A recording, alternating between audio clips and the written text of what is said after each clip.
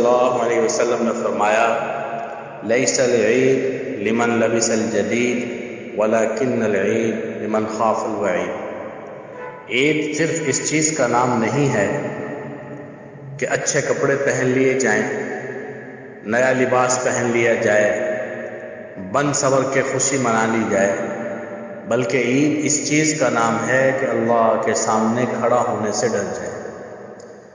عید یوم الجائزہ ہے، رمضان کے روزے رکھے، تراویح ادا کی، گناہوں سے بچے، اللہ تعالیٰ فرشتوں کے سامنے بطور فخر فرماتے ہیں ایسے مزدور کی کیا مزدوری ہے؟